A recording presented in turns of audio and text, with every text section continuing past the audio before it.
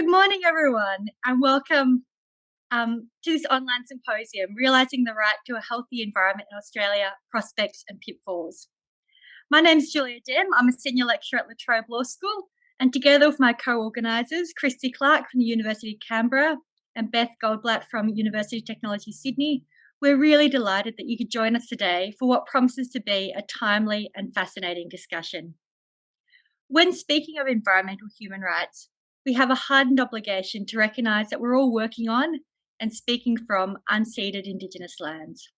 I'm speaking to you today from the lands of the Wurundjeri peoples of the Kulin Nation, and I pay my respect to their elders past and present, and extend that respect to any Indigenous peoples who are part of this discussion today. We invite you to acknowledge whose land you're on in the chat. It's impossible to speak about the right of a healthy environment without also speaking about Indigenous sovereignty over this continent, without foregrounding the ongoing practice dating back to at least 60,000 years of care for country and the Indigenous laws that establish obligations and relations to other living entities and the natural world.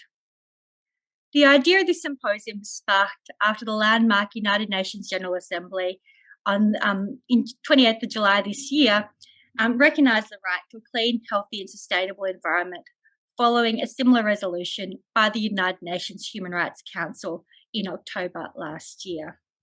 These resolutions are the outcome of 5 decades of advocacy and activism to have this right acknowledged at the international level, since the 1972 Stockholm Declaration recognised that humanity has the fundamental right to freedom, equality and adequate conditions of life in an environment of equality that permits a life of dignity and well-being.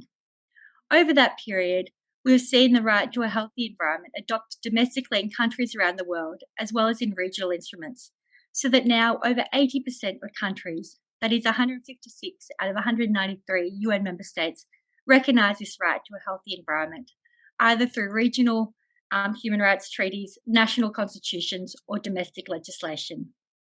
We have also, over this period of time, seen the greening of human rights and the growing recognition and acceptance of the fact that a healthy environment is a necessary enabling condition for the full enjoyment of human rights, and that environmental degradation interferes with human rights, and that measures to protect the environment must be rights compliant. Although Australia was one of the 160 states that voted in support of this historic resolution, it has not yet protected the right to a healthy environment in domestic law. Australia now also has the dubious honour of being the first country to be found in breach of its international human rights obligations by the United Nations Human Rights Committee for its failure to protect Torres Strait Islanders from the impact of climate change. We know too from the 2022 State of the Environment report that the Australian environment is in poor shape and has deteriorated over the past 5 years due to cumulative pressures of climate change, habitat loss, invasive species, pollution and mining. We therefore want to start a conversation about how the absence of any explicit protection for environmental human rights in Australian domestic law, and what some of the potential benefits of implementing a right to a healthy environment in Australia might be, some pathways towards such a recognition, but also some potential pitfalls or problems that might arise.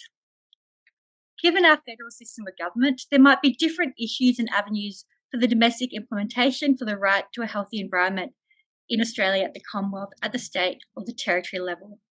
And there are some current really interesting developments in the ACT, which one of our speakers will talk further about. Given that countries around the world have long recognised the right to a healthy environment too, I think there's really important lessons that Australia can learn from international experiences, but also some factors that are distinctive to the Australian context that need to be taken into account. And particularly here, I'm thinking of how it's crucial to protect environmental rights in Australia in a way that really promotes Indigenous cultural connection to land and supports Indigenous authority over land management decisions. Finally, we recognise that environmental rights remain a very anthropocentric construct, and that the figure of the rights-bearing subject remains an individual, when perhaps we need to be thinking more in terms of the entanglements that bind us to each other and to the non-human world. We also recognise the weaknesses of some rights-based frameworks in contesting or limiting the worst excesses of the neoliberal political economy. And so we hope to ask also some critical questions about whether there are reasons that we might be wary about adopting a rights-based approach to the environment, and whether we might consider other models of protection to achieve similar objectives of ecologically just futures. We're really delighted that there was such interest in these discussions, and we're honoured to have such an incredible lineup of speakers who'll be sharing their insights today. Before turning over to our first panel, I quickly wanted to flag some housekeeping matters. Firstly, the session will be recorded, and we hope to make this recording available online and afterwards. So if you're not comfortable about being recorded, please keep your camera and microphone off, but we hope everyone is happy to engage in this discussion. And just generally to please keep your microphones muted unless you're participating in the discussion at the end of each panel. So without further ado, I'd like to hand over to our first panel, which is around setting the scene, the right to a healthy environment, setting the scene. In this panel, we're delighted to have Dr. Ian Fry, who's the United Nations Special Rapporteur on the promotion and protection of human rights in the context of climate change, Justice Brian Preston, who's the Chief Justice of the New South Wales Land and Environment Court, Professor Anna Poelina, who's the Chair of the Martuwarra Fitzroy River Council, Dr. Bruce Lindsay from Environmental Justice Australia, and Mrs. Melanie Montalban, who's from the Environmental Defenders Office in the ACT. So I'd delighted to hand over to Professor Ian Fry to start us off.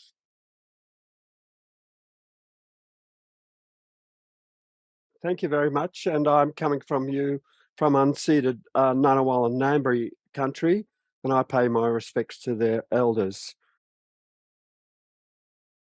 Well, thank you very much, and it's a pleasure to be here and to present at this important meeting. 50 years ago, the UN Conference on the Human Environment met in Stockholm in 1972 and came forward with this resolution: man has the fundamental right to freedom and equality and adequate conditions of life in an environment of quality that permits a life of dignity and well-being, and he bears a solemn responsibility to protect and improve the environment for present and future generations.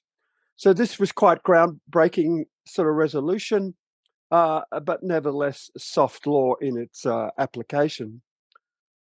Moving ahead 50 years to this year, the presidents of the Stockholm Plus 50 meeting reaffirmed the need to recognise and implement the right to a clean, healthy and sustainable environment, which was prescribed in the original Stockholm Declaration.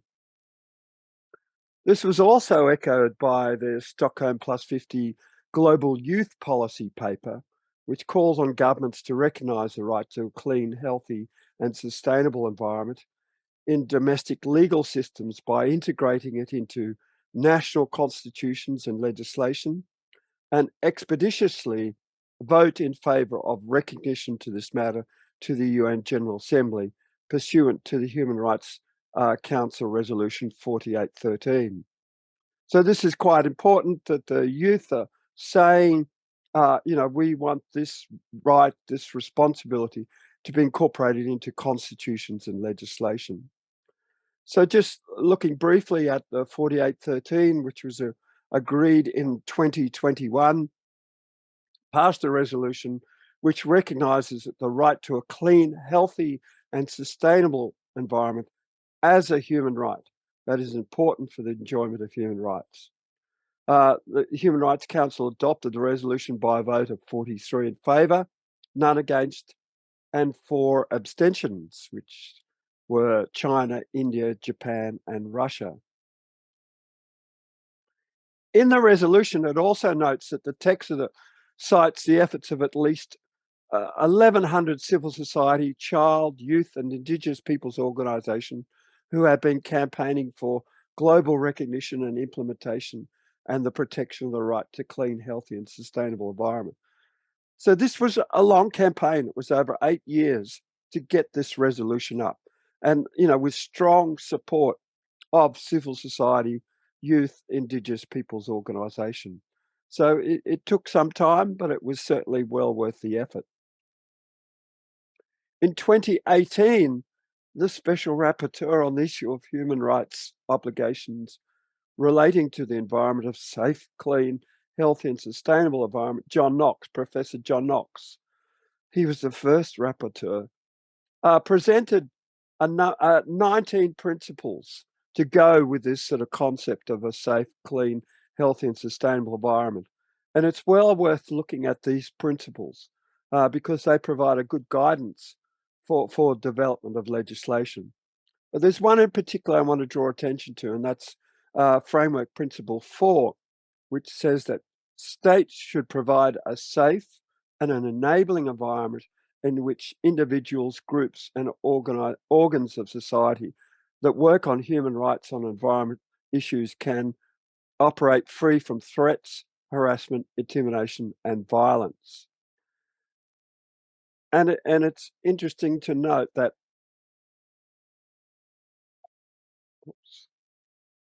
my process has changed. Wait a minute.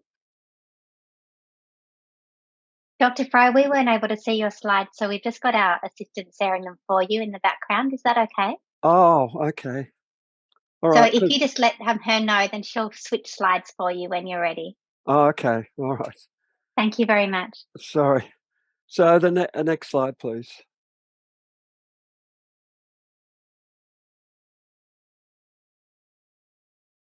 No, the one before that, please.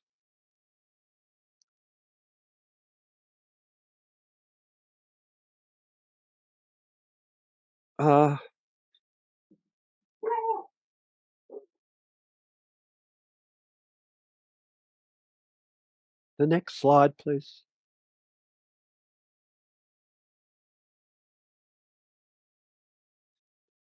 I seem to be having a bit of problem here. Anyway, the issue around this issue is if you look at the definition of the Special Rapporteur, it talks about a safe, clean, healthy, and sustainable environment. And we lost the word safe in the resolution, in the human rights resolution. This was a step too far for parties to accept. And so the resolution only became clean, healthy, and sustainable environment. So references to protecting the rights of environmental defenders or human rights defenders was not included in that resolution. And that's a disappointing outcome. Next, please. So on the 28th of July this year, the UN General Assembly adopted a resolution, A76L75, which basically, is the UN General Assembly, the human right to clean, healthy, and sustainable environment. And it simply put that it recognises the right to a clean, healthy, and sustainable environment. And this was supported quite strongly by many countries, and there were 161 votes in favour and 8 abstentions. Belarus, Cambodia, China, Ethiopia, Iran, Kyrgyzstan, Russia, and Syria. And it'd be interesting to sort of understand what was the politics behind those abstentions. So David Boyd is the current Special Rapporteur on the human rights and the environment, and he said once that it was agreed to this resolution that that governments have made promises to clean up the environment and address the climate emergency for decades, but having a right to a healthy environment changes people's perspectives from begging to now demanding governments to act. And this is clearly the case where, we now have a strong expectation that governments will enact the UN General Assembly resolution and develop this for constitutions and national laws. So I leave it there and thank you very much for the time, and we'll hopefully get into a discussion of how this important resolution could be developed into law. Thanks very much. Thanks so much, Dr. Fry, for that wonderful historical overview and that really important analysis of where things are currently internationally. Apologies again about all the technical issues, but hopefully that's all now been ironed out. We won't have any further technical issues, I'd now like to invite Justice Preston to speak to us.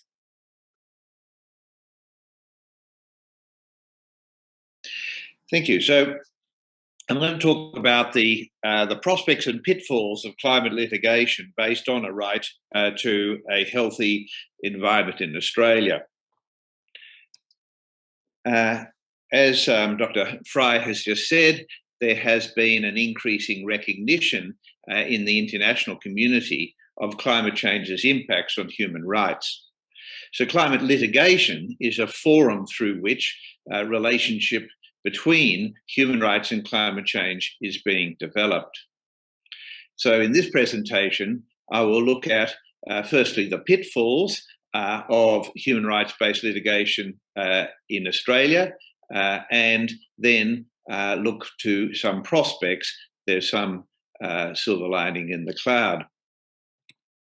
So starting with the pitfalls, there are three limitations on human rights-based climate litigation in Australia. The first concerns the lack of legislation implementing international and regional human rights treaties. The second is the lack of constitutional recognition of human rights. And the third is a lack of widespread legislative recognition of human rights. There are three examples in the States, and I'll come to those. So starting with the first pitfall, that is the lack of legislation implementing international regional human rights treaties. So although Australia is a party to a number of international human rights treaties, there hasn't been domestic legislation that incorporates these treaties under our dualist legal system. They do not become a direct source of law or rights. Now, this contrasts with overseas jurisdictions which are able to draw on international or regional human rights instruments to make claims in domestic courts. And the Agenda litigation in the Netherlands is a good example.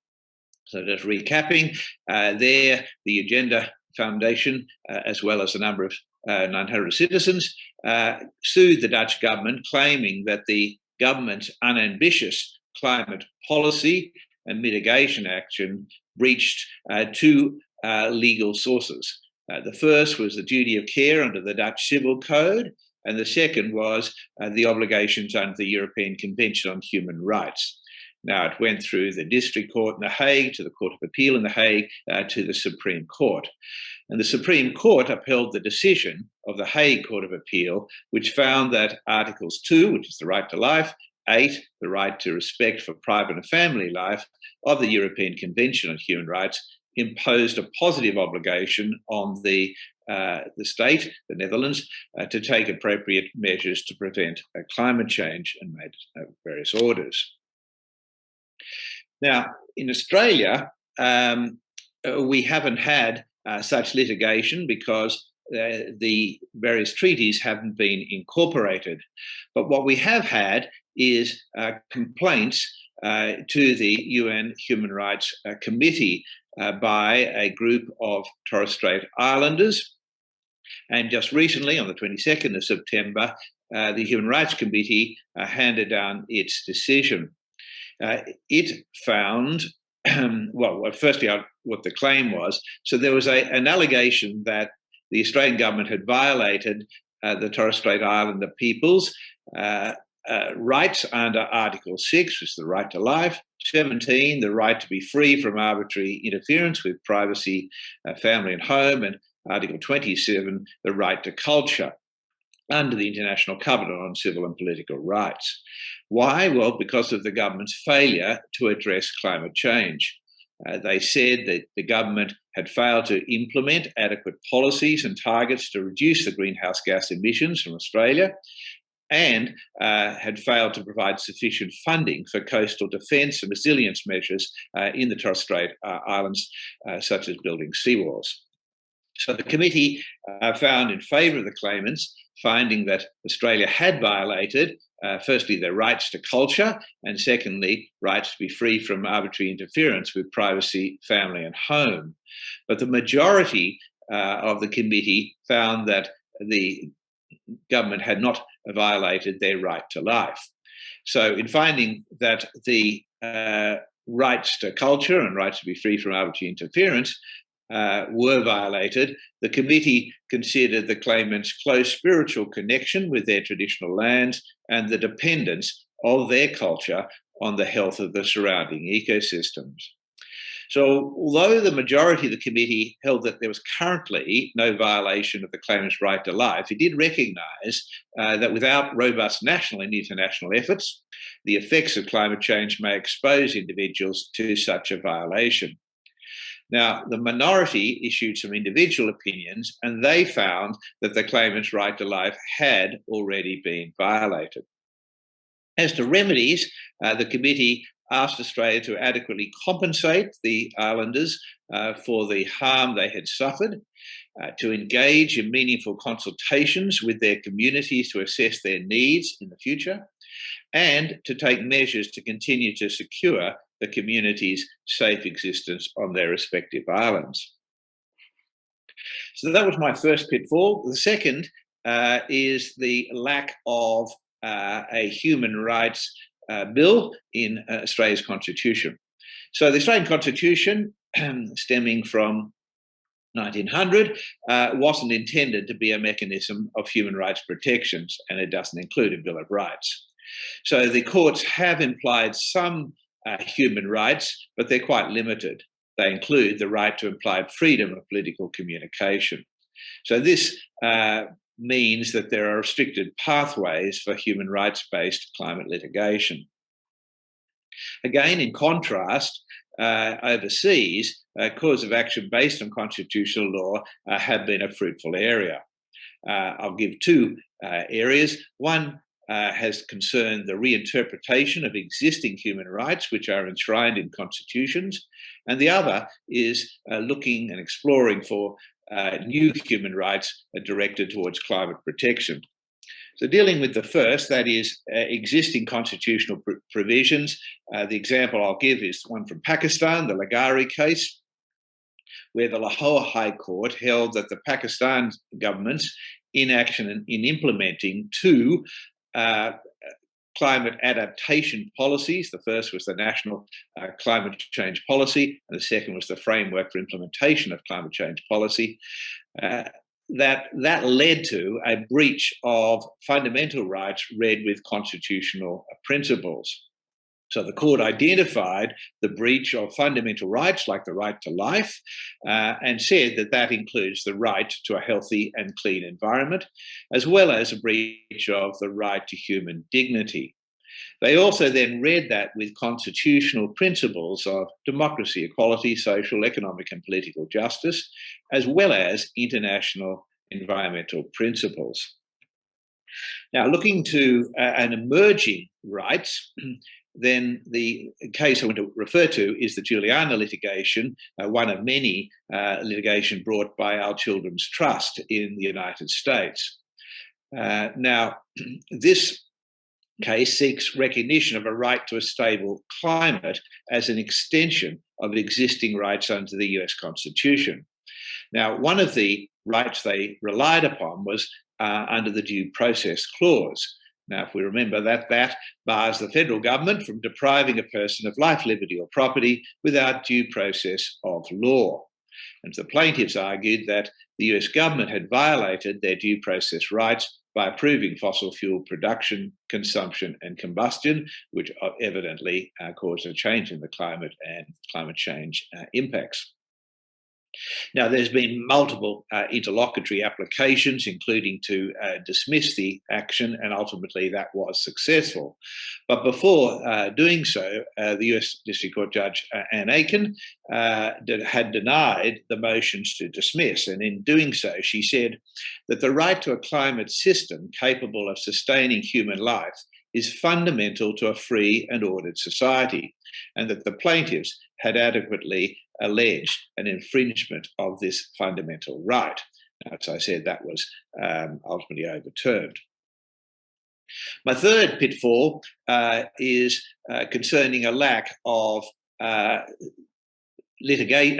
lack of statutes, legislation, which enshrines human rights. Now, 3 states, Victoria, Queensland and the ACT, have adopted human rights legislation. I've set them out in the slide.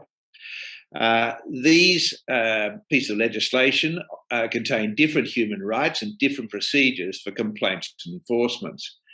But there are limited options for standalone claims. So under both the Victorian and the Queensland human rights legislation, any claim has to be attached to another cause of action. They call it piggybacking off a different cause of action. Only the ACT provides for a direct cause of action. There's been very little litigation under these pieces of legislation. The only one we're really seeing is in Queensland under the Human Rights Act. There has been 2 decisions in the Waratah coal litigation before the Queensland Land Court. There was the objectors who were objecting to the coal mine argued that there would be climate change impacts which would impact upon human rights. There was a motion by the mining company to strike out that human rights objection. That was rejected by the Land Court, which held that it had jurisdiction to consider those objections based upon the Human Rights Act, and indeed said it was obliged to do so and to make a decision in a way which was compatible with human rights. There's a more recent decision, which was interesting, about taking evidence of First Nations witnesses about the impact of climate change on their community and cultural rights in order to uphold their human rights under the Human Rights Act. And again, the Land Court agreed to that course and took that evidence on country, and that was held in April this year, and the court has reserved its decision. So moving from the pitfalls, let's look at the prospects. So whilst I have said that there are limitations in the way in which human rights-based climate litigation can be brought, there are some possibilities, and I'm going to deal with 2. The first is looking at human rights as a tool for statutory interpretation, and the second is using human rights as a way of understanding breaches of other laws. So let's start with using human rights as a tool for statutory interpretation. So we know that a court, when it approaches the interpretation of legislation, uses various assumptions or rules of interpretation. And when many of these traditional rights, freedoms and privileges that are embedded in these interpretive rules are described in the language of human rights, and the former Chief Justice of New South Wales, Jim Spiegelman, talked about this in his speech about the Common Law Bill of Rights. So I want to explore that Common Law Bill of Rights and see how it could be used in human rights-based climate litigation. And I'm going to explore 2 aspects. One, the principle of legality, and the second, the presumption that laws be consistent with international law. So let's look at the principle of legality. So courts do not impute to the legislature an intention to interfere with fundamental rights, and I'll come back to that concept in a moment, unless there is a clear expression of an unmistakable and unambiguous intention to interfere with these fundamental rights. So the statutory intention to abrogate or curtail these fundamental rights must be expressed in clear and unambiguous words. But, as I said, the principle of legality applies to fundamental rights, freedoms and immunities. But what is regarded as fundamental is still open. There'll be some things that are clearly considered fundamental, but other things which have not yet been considered to be fundamental. But that means that fundamental rights can change depending on time and place.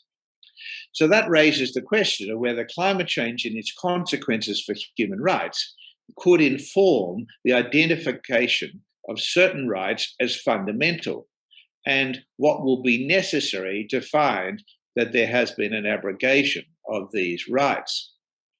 I referenced a decision of mine which wasn't concerned with human rights at all, but it was concerned with a statutory duty to develop policies to ensure environment protection. And the question was whether that statutory duty was wide enough to include the obligation to develop policies to protect the environment from climate change. And I held that it was because the statutory duty was ambulatory, it was always speaking, and therefore picked up those current threats that are of great significance, and climate change was one of those. So along that sort of logic, one could see that what is the class of fundamental rights may evolve depending upon the threats. So in coming now back to the principle of legality, could climate change and consequences for human rights inform how the court applies the principle of legality? Now, there are three steps in answering this question. First, we have to identify the fundamental right that's said to be infringed. Second, we have to ascertain whether the relevant legislation interferes with the right. And thirdly, whether the principle of legality operates to constrain that interference with the fundamental right. So going to the first step, that is identifying the fundamental right, there are three possibilities. One would be a right that has already been recognised by the courts as fitting within the recognised class of fundamental rights. The second would be a right recognised within international human rights law, such as the right to life. And the third might be one of these emerging rights, such as was found in the Juliana case, of a right to a safe climate. So starting with a fundamental right that's already recognised, one could be the right to freedom of expression, which is related to the constitutionally implied right to freedom of political communication. And I refer to the High Court's decision in the Brown and Tasmania litigation, where protesters, including Bob Brown, were charged with offences under a particular act, the Protesters Act, while raising awareness about logging in a forest in Tasmania. Ultimately, there was a challenge to the Protesters Act saying it infringed that right to freedom of expression or right to freedom of political communication, and that was upheld by the High Court.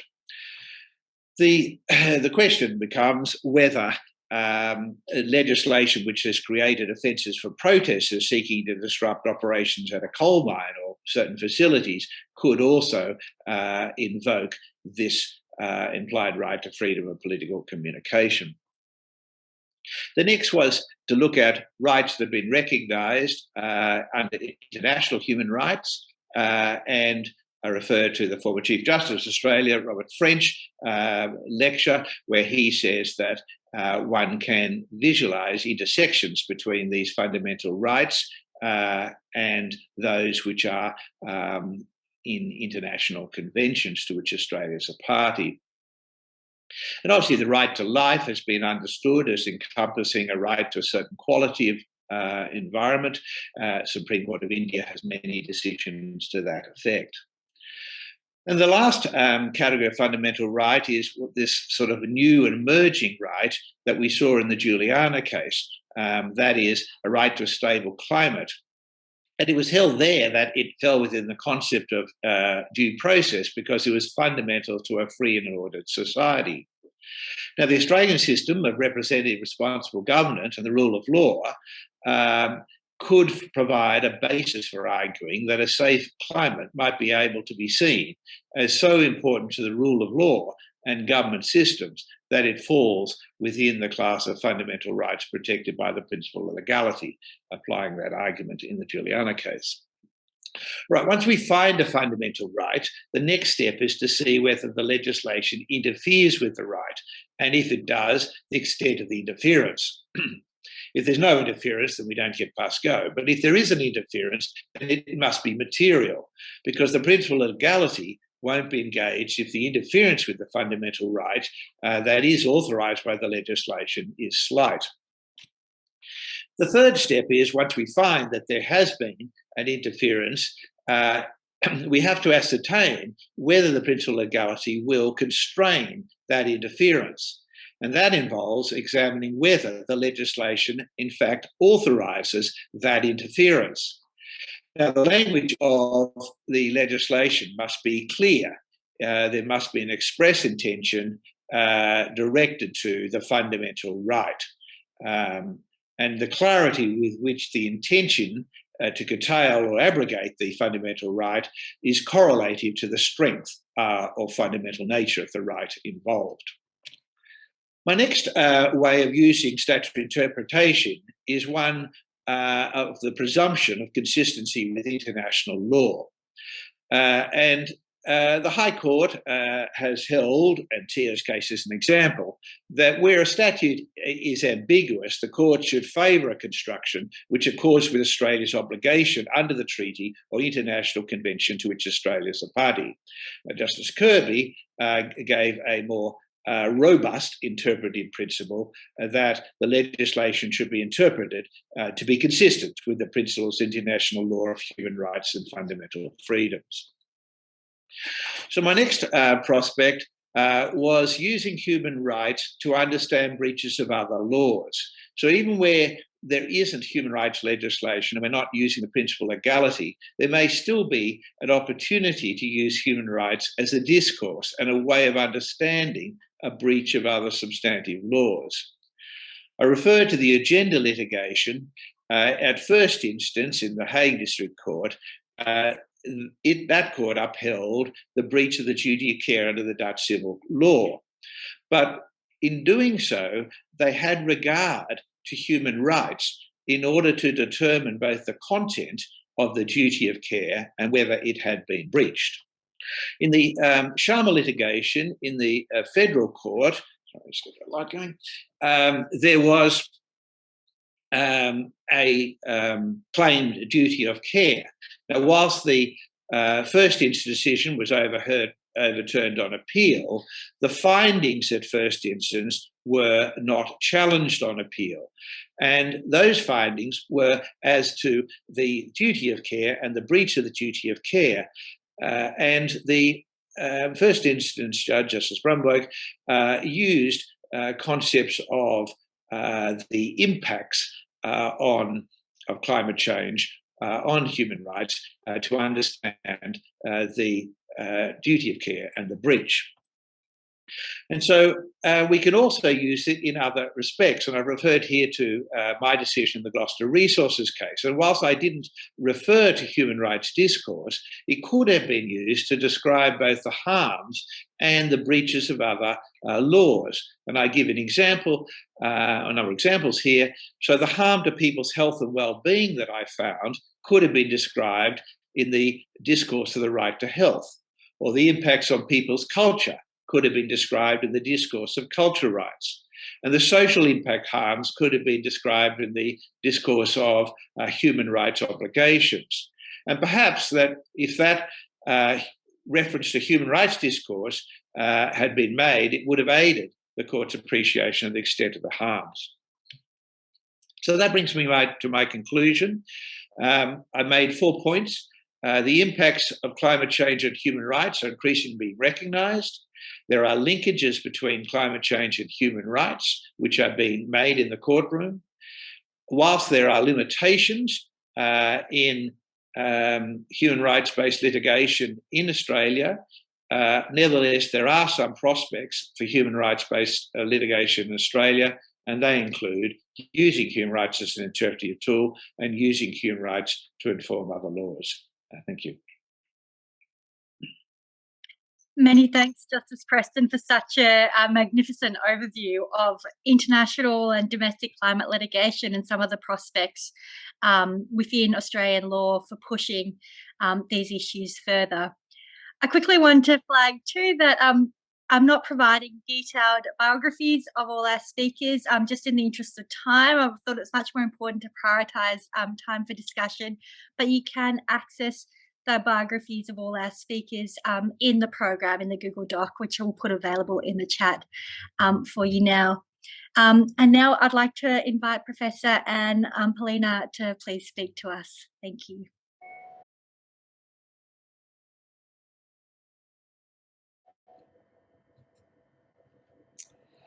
Yes, look, thank you for the opportunity to be here today. This is a very interesting conversation, and what I wanted to say in my language is Mabangimbi, ngajino nilawala and Polina, ngayo imadawara manan, ngai mandajara nganga, ngai nganga in Nyunga Wajak Puja.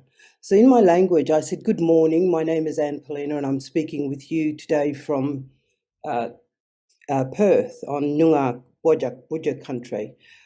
This is a really interesting topic because I come to it as an Indigenous woman. And one of the things I'm looking at is this, even the title, Realising the Right to a Healthy Environment in Australia. That is the topic that we're looking at today. And what I want to say is, this is the world that my people come from and created and nurtured and loved and cared about. A world where we saw the environment as our kin in a deep relationship with place-based decision-making. When we are born as Indigenous people in the Kimberley, we are given what we call a jadinj, a totem, and we are bonded to that creature for life. And that creature teaches us how to be a good and decent human being.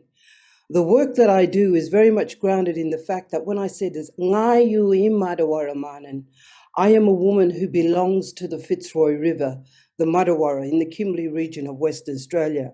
With that comes what we call first law, law of the land. What did nature give us as the instruments to live in peace and harmony with our environment? We looked at this, and I talk about it as first law, but it's really customs and habits. What did we do? How did we live in harmony and peace with the environment for so long?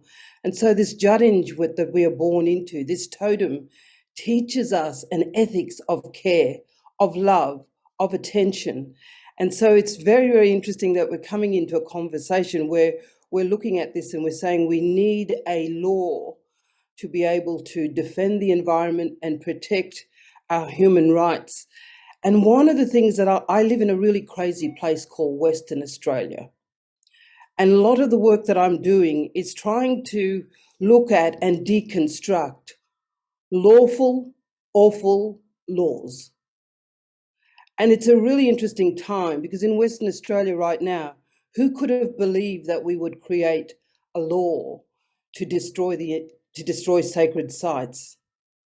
Who would have realised that we are currently in a process where we are looking at reforming laws around water rights, around the land being taken from Indigenous people and given to the multinational companies so that they can profit and develop all of this green technology. So we have the Sacred Sites Law, the law that is looking at giving our land to the multinationals so that they can profit in green energy technology. Water rights, a law that needs reform because it stands from 1914. And we're currently going into a situation where we are looking at a biodiversity law. Now, all of these laws, which I describe as lawful, awful laws, are really about the dispossession of our rights, of continuously looking at us as if we are subhuman, when what we are saying as Indigenous leaders is that this ancient wisdom, this ancient law which comes from the land, your land, our land, really is grounded in a code of conduct, of ethics, of values, of how do we work and self-regulate our behaviour. Not have a law to tell us what we should be doing, but a law of how we come together and recognise that in order, right now in 2022, to have peace with Indigenous people and with nature, we've got some very, very hard conversations that we need to have on our land. How can we be creating these laws that create such injustice, and yet we're still looking at how do we create more laws? When I talk about first laws, as I said, I am talking about moral laws, the laws that human beings engage with the environment, between human and human, between non-human and non-human. And so it's a very interesting time that we are putting this conversation on the table to look at what are our human rights. But we're starting from a basis of assuming that the rights of Indigenous people and the rights of our environment are all good and wonderful and we're moving forward. It is not. It's a crazy time. And so one of the things I'm challenged by is this question of why don't we have this? And the first point I want to make is that we have not been brave enough in this country to look at the fusion of first law, laws from nature, laws from the land, and how do we bring them together with Crown law? And they're quite simple if there was the political goodwill to look and have a conversation about how we look at this and transform our practice. Because without Indigenous people leading and guiding and bringing our wisdom into this conversation, and a way that we need to have a total reset, not just on laws, because if we've got lawful, awful laws, then we have got regulations and policies, as we know, particularly the environmental laws, that are no longer fit for purpose. So we need to be thinking about how do we come together and start to look at what is actually going wrong in our country. Whose right is being upheld? And when I look across and see why we need to have laws in terms of having the right to live in a clean environment, what we're talking about is not just matters of Indigenous interests. These are public interest matters. When we come and look at unjust development on our lands, our waters, and with nature, what we're saying is that we need a different way to have this dialogue. We need a way to have some truth-telling in our nation, because Indigenous people are saying, we are the first everything. We're the first scientists, the archaeologists, the anthropologists, all of these things, and yet our voices continue to be muted in the conversations where we need to have serious investment. So as I said, I come from a world where this right to live in a healthy environment was always there, and it's still there. And we believe that it is. And it is Indigenous leaders that are pushing the boundaries and really challenging these unjust developments, because what we have in terms of our moral law is that we need to look at everything around us, which includes obviously non-Indigenous people. So these matters are very much of great public interest, because when you contaminate the environment, the land, the water, the air, and everything around us, we are living all together in one place, a place that we call Australia, which is our home. And so I look at this and I say, why haven't we got these types of laws? And as I said, first of all, I said that we don't have the political goodwill to consider a fusion of first law and Crown law as part of the challenge to legal pluralism. We've also heard from our eminent speakers before me in regards to that we have no human right bill in Australia, with the exception of what's been developed in Queensland. And so what we also see is that there has not been domestication of the United Nations Declaration on the Rights of Indigenous People. If we are the guardians and the protectors of our environment, and as we have been from the beginning of time, how is this thing still possible in 2022 when we have such learned people in so many multidisciplines, and yet we're still struggling with chaos? So these are questions. My presentation is more about a story and my lived experience as an Indigenous leader who is looking to say that these are public interest matters. The way that these unjust development projects proceed is because it's taken through a failed process of native title, which has never given us true property rights. And so one of the things I'm saying is that, one, we need a human rights bill. I totally agree with that. Two, I believe we need to look at how we're going to start to domesticate the United Nations Declaration on the Rights of Indigenous People. And the other point I made is that when we create these lawful, awful laws, where is the voice of the people? Where is the voice of the community who's most impacted, Indigenous and non? Because we're all trying to do the right thing and look after our environment. In the last 24, 48 hours, what you've heard from the Minister for the Environment is the extinction rate of our species in this land. And it is just so profound that what we've done is destroyed so much. And here we are still trying to have a debate about why we should not build a huge diamond mine in the top of the Fitzroy River catchment that goes all the way down the catchment and is going to destroy so many things. Why are we fracking the Kimberley to create the largest man-made destruction on the planet? And yet this is the way business as usual is proceeding. Why are we creating a water law to give certainty to corporations and multinational companies and give them free water when the strategy in Western Australia is to meter the bores in remote Aboriginal communities to start to get us to pay for water, our water? So, what we're talking about is laws, but we also need to be aware that when we have these laws, we need to create regulations, and then with the regulations, public policy, to then use the instruments of the law to deliver justice and equity. So I think not just a challenge to our nation, but a challenge to the world is how do we create peace with Indigenous people and with nature? Because with those two things still being disrupted, I can struggle to see how we're going to have a human rights bill when we currently have laws that are totally failing to be able to protect and defend the environment, protect and defend the rights of Indigenous people. So I think really for me, when we look at these things, it's how do we get into a conversation? How do we get into a dialogue where we can constructively look at these laws, and when we're reviewing them, not enshrine the rights of the corporations, but look at what are the rights of the people, the ordinary people, the public interest matters, where this needs to be looked at and thought about. One of the things that we do as Indigenous people is that we do not separate land, water, people, and our non-human family. And yet everything about whiteness in this country is a separation of all of those. The multiplicity of laws, this is where you go to have that law, this is where you go to have this public policy.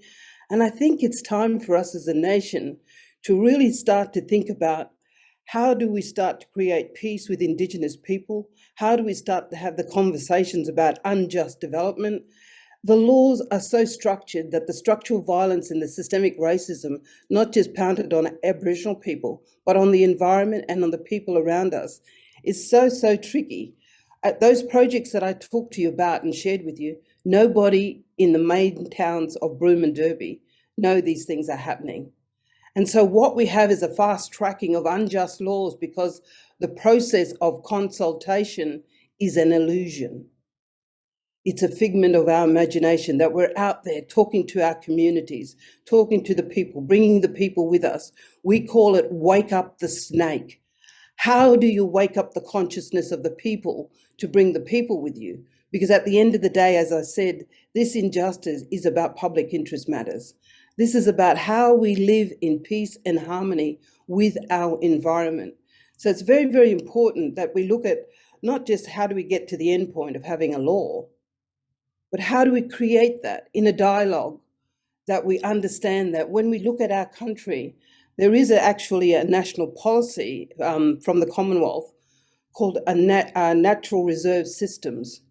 And what that has done is that it has mapped out every area in Australia into bioregions so that we can look at place-based governance from a regional perspective of an ethics of care and love and attention, not just for a few corporations, but the greater good of all.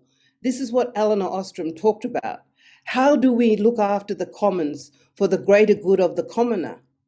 And what we're seeing here in the Kimberley is that these commons are really being shaped up and in a way shipped out for the rights of the corporation. So we're in a juncture where what we need to do is, yes, definitely develop a human rights bill, but we need to start to think about how do we start to bring in the fusion of first law with Crown law? How do we start to domesticate the United Nations Declaration of the Rights of Indigenous People? If we did that, we would have the political goodwill to look at these projects on a regional watershed perspective and go, okay, what's for the greater good of everyone who lives within that region? How do we work together? What are the new economies? Because we can't keep separating these issues, land, water, people, the environment, and our non-human family as kin. It's criminal what we've done in terms of, in the short time that we've had colonialism, the amount of species that are no longer here. Multi-species justice needs to be part of this conversation. The fact that we are losing so many species, I cannot believe that it's highly likely that we will lose the koala. Some of the work that I was doing with some community research practitioners was looking at Africa and seeing the ababab trees that are there are all imploding because the water table is moving. So here in the Kimberley, we have the only other biopopulation in the world, and we've been studying that and looking at it and thinking, why is this so? Climate change is real, and yet it's so difficult to even talk about a climate adaptability policy in this nation. As I said, for the last 24, 48 hours, I've heard the Minister for the Environment talking about the amount of endangered species that we've lost across the planet, our country, Australia. So I think, it's all about dialogue. How do we transform the conversation from a colonial framework to one that recognises that we live in a pluriverse, that all of us are here, that all of us have value and meaning and can bring a situation where we can transform our world. So while we continuously separate land, water, people, the environment, and our non-human kin, we will always be in a position of chaos because the political goodwill is not there. And what we're doing is creating laws to enshrine the destruction and business as usual. So I'm a leader at the front line. As I said, these 3 projects on their own will generate ecocide and genocide. How do we get this message out and bring the people with us in terms of waking up the snake? There is a Commonwealth regional policy around nature reserve systems called a bioregion. Every region in Australia has been mapped out.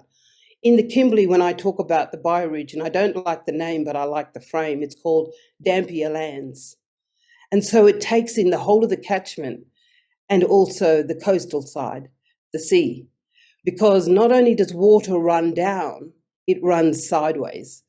And so we're right at the point right now here in Western Australia, in the Kimberley, where we are looking at potentially something that is so precious to us, which is the destruction of the Fitzroy River.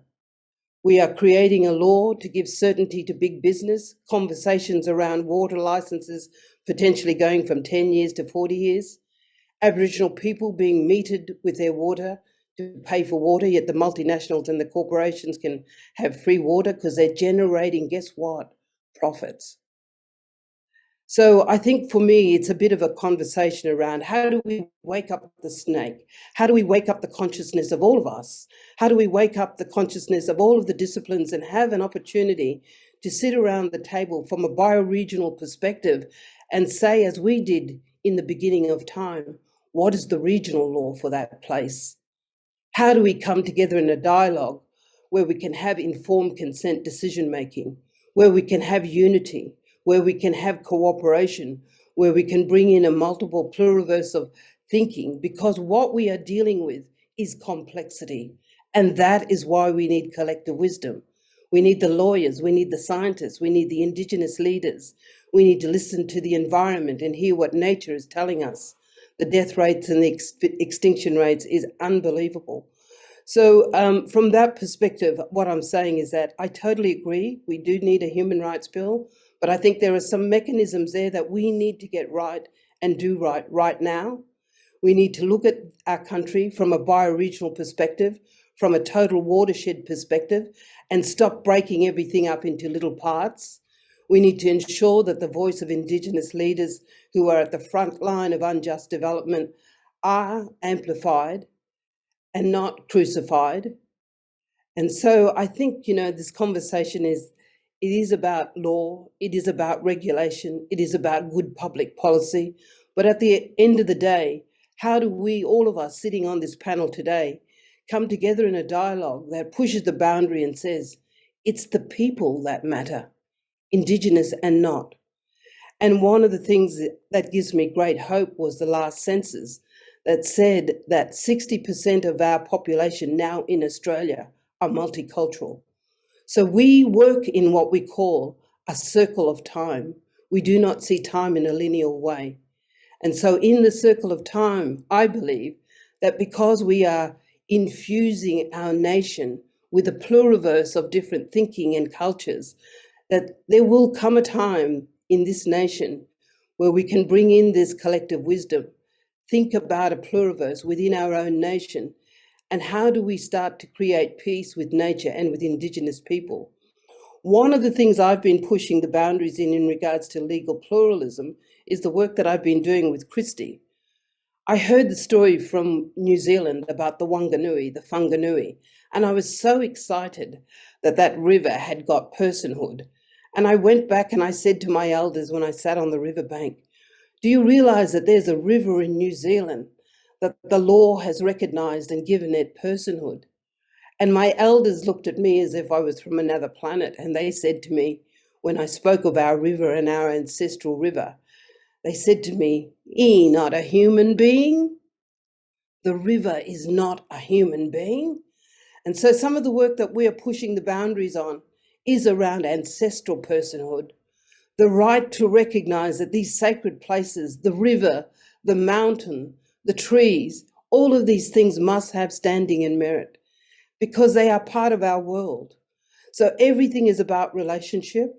I also in my language have a word called Bugaragara, which is looking at the past to inform our learning now, but looking at the future in the present. So Bugaragara fuses the past, the present, and the future into this moment in time in which we must act.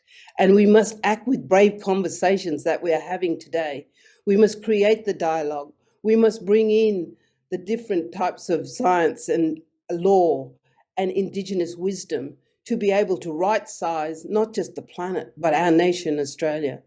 So in terms of Bugaragara, what I'm saying is that the solutions are before us. If we were to look at this from a regional watershed perspective, we had this law in the Kimberley. It was a regional governance law called the Wunan Law, from the sunrise to the sundown country, including a whole watershed of love, of ethics, of care. When you came to ceremony to the river, the song starts, Baona, Baona Midi, come in, nourish your spiritual soul, fill your belly with plenty. But when you go back to where you came from, remember the Mattawarra, remember the Fitzroy River. So for me, it's about dialogue, it's about conversation, it's about recognizing we are dealing with complexity.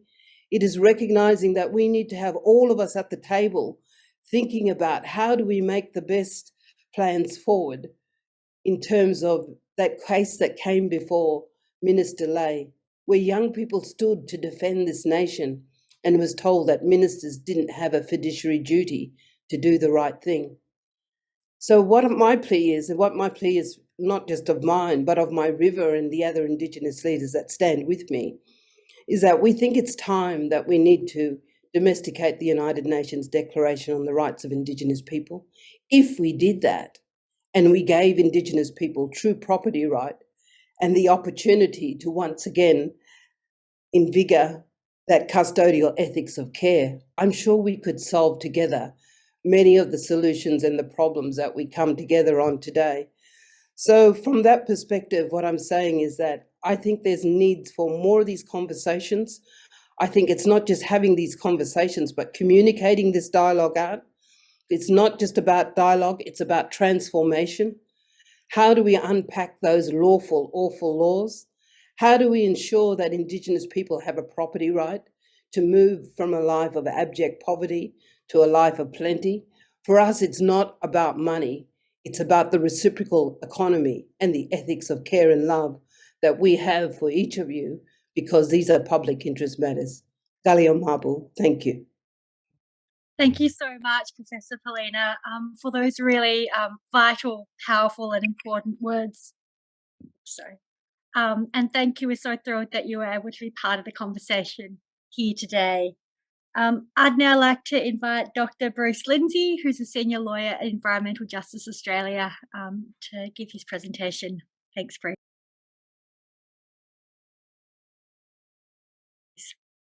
Thank you, Julia. I hope you can hear me okay. I'd like to, first of all, recognise the traditional owners of the country I'm on, which is the Wurundjeri country of the Kulin Nation down in Melbourne, and pay my respects to their elders past and present. I'd also like to pay respects to traditional owners and elders involved in this symposium, and in particular Professor Plena.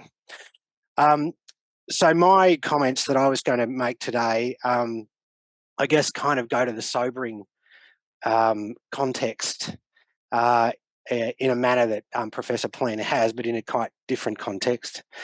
The focus of my contribution really concerns the operation of existing environmental laws in Australia and their failure to give effect to or promote a safe and healthy environment. And I am using the term safe and healthy environment, which was the term used within the Human Rights Council prior to the declaration. And I still think it's an important context because those, notwithstanding the politics of removing the term safe, I think that they are clearly interconnected concepts. And I'll refer to that concept throughout.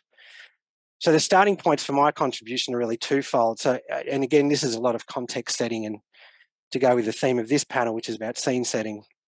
First of all, it is a matter of public notoriety that humanity is already transgressing key planetary boundaries defined as intrinsic to a stability of Earth systems which are consistent with human occupation.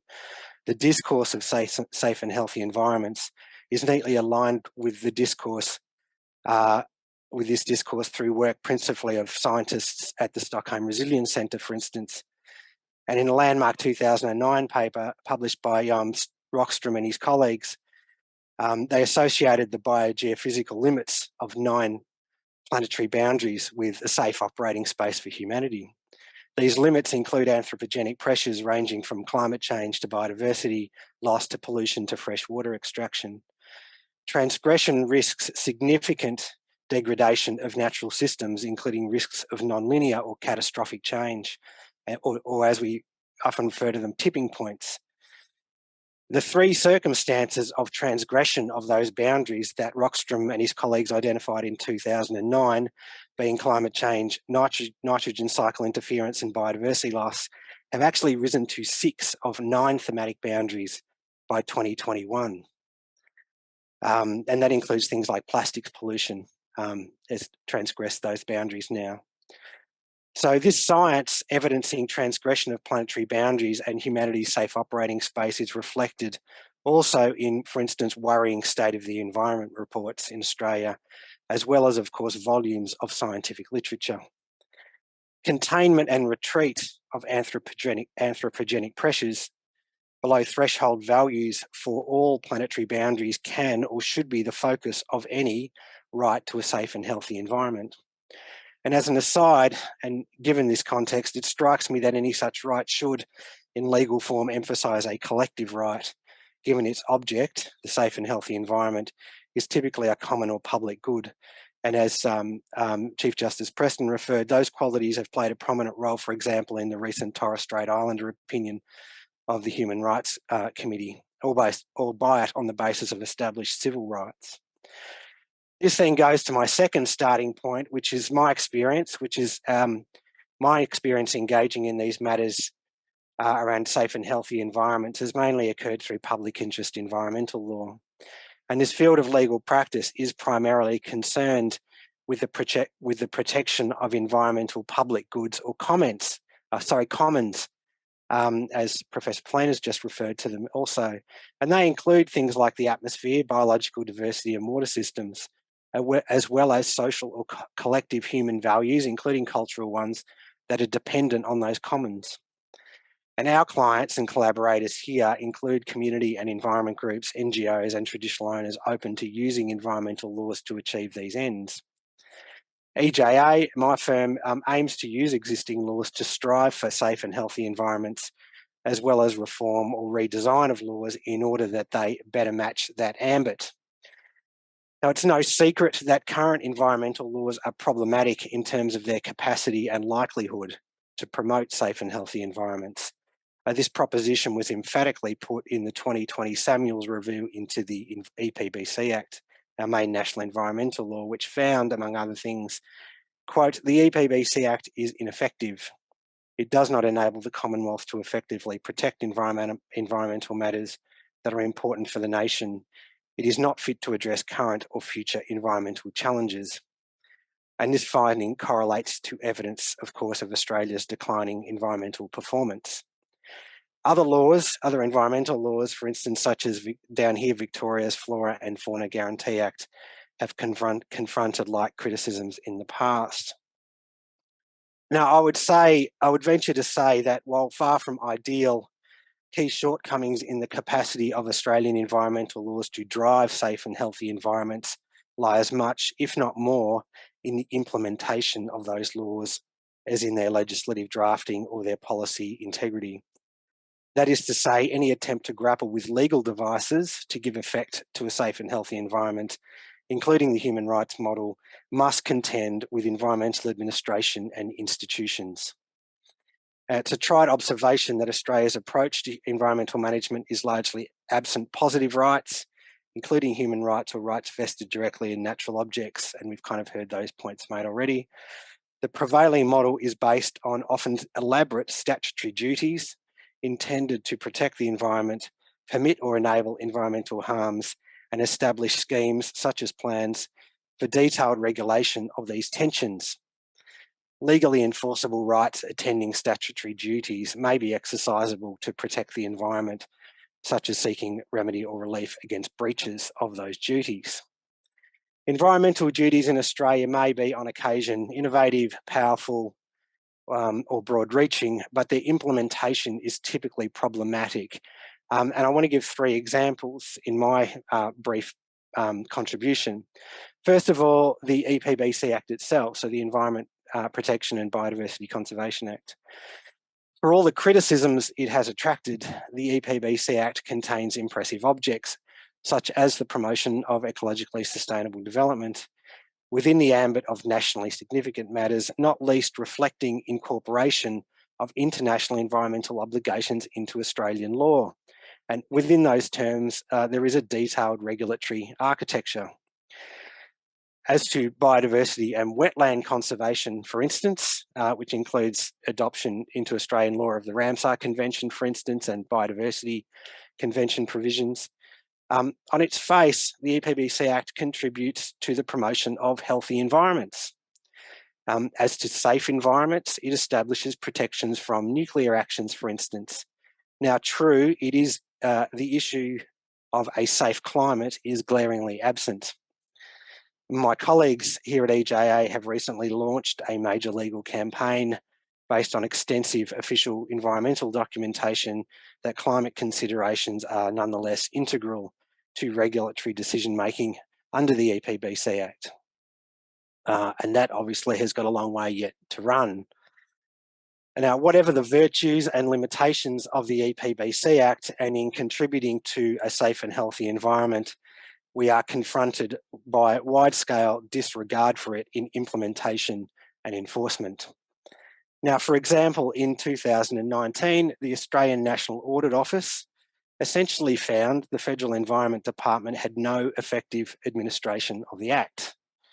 That proposition was reinforced by contemporaneous scientific research showing 7.7 million hectares of threatened species habitat has been cleared in the first, or had been cleared, in the first 17 years of the operation of the Act, of which more than 90% was not referred under the Act.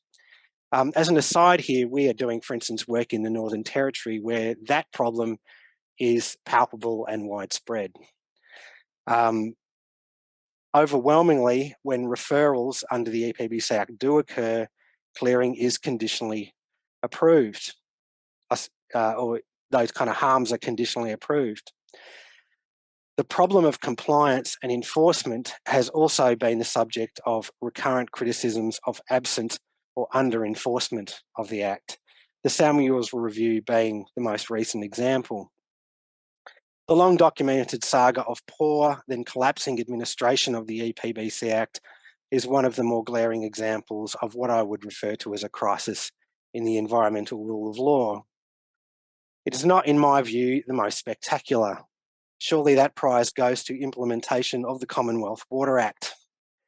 The express intention of this law is to protect and restore the water ecosystems of the Murray-Darling Basin, to ecological health through reducing water extracted for human and mainly agricultural uses. On one reading, this assumes that we have the right to a healthy Murray-Darling Basin, and a long and elaborate and very tortuous program of getting there, I might add. The centrepiece of this task is the Basin Plan of 2012, of course. The fate of the Basin Plan need not be reprised here in detail. Suffice it to say, Brett Walker SC, as Commissioner reporting to the South Australian Government on the Royal Commission into the Murray-Darling Basin, referred to the, quote, deserved distinction of the passage of the Water Act as world leading. He affirmed its operation primarily as an environmental statute, and then he directed several hundred pages of scathing analysis of the systematic undermining of the Act's implementation and administration. For those who haven't read the Commissioner's report, in his learned opinion, the administrative starting point of the Basin Plan was itself unlawful. Finally, the final example I want to give is several in Victoria. So Victoria has increasingly adopted a broad duties-based approach to environmental management, both in terms of protection of natural values and human reliance on a safe and healthy environment. And key examples include these. First, wide statutory duties. There are wide statutory duties on government in Victoria under a reformed Flora and Fauna Guarantee Act, which is our main biodiversity law in Victoria, to give, quote, proper consideration to biodiversity conservation values and objectives in the state's performance of functions and exercise of powers. Interestingly, the proper consideration test is expressly derived from human rights legislation in Victoria, and that's the piggybacking operation of the law that Chief Justice Preston referred to earlier. It could be said, that could be said to be the flip side of a right to a safe and healthy environment so far as biodiversity conservation is concerned. In our experience, however, observance of the duty across government is at best uncertain and more likely absent in any express manner. As far as we can tell from our experience, it remains idle and unenforced across government. Second, since 2020, under Reformed Environment Protection Act of 2017, a general environmental duty to minimise risk of harm to the environment and human health from pollution and waste applies in Victoria. That duty applies very broadly to any person engaged in activities where those risks arise. And this is about risk of harm, not actual commission or conduct of pollution or waste. The duty applies, it is accompanied by liberal civil enforcement provisions. Presently, no cases on this duty have reached Victoria's courts as far as I'm aware. Though we are working on them, I'm going to point out now. The challenge of rolling out such a new broad-based duty ought not to be underestimated, of course. Nevertheless, the steady flow of inquiries into our service and our interactions with government and regulators suggests widespread reticence, uncertainty, or sheer ignorance in implementation of this legal norm. Now, design and implementation through the law of broad environmental norms, such as the right to a safe and healthy environment, might take lessons from these experience and these shortcomings in Victoria. More generally, the right to a safe and healthy environment could be a valuable thread through environmental administration, supplementing or guiding these existing duties. As the foregoing points have sought to note, its efficacy in this regard or in other ways will depend heavily on key practical questions around enforcement, administration and institutions. Such environmental rights might be said to be the visible tip of the iceberg, and implementation and practical effect the iceberg itself. But what we don't want is a situation where the law is all tip and is no iceberg. Thank you. That's my contribution. Thank you very much for that contribution and for highlighting that crucial questions of enforcement and implementation and administration and the institutions that are actually tasked with protecting and managing our environment.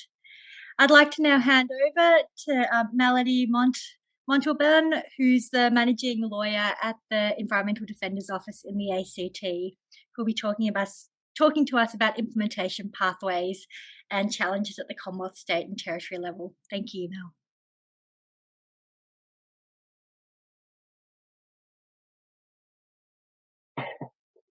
Thanks, Julia, and thank you to the other conveners for organising this important symposium and inviting me to talk today.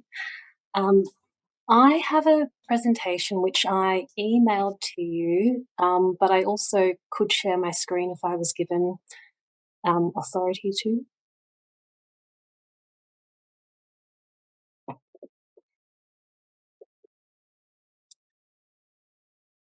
I've made you co-host, Mel.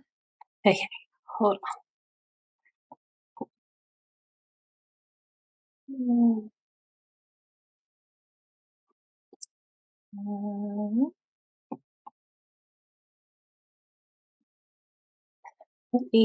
Sorry, it's always. I think.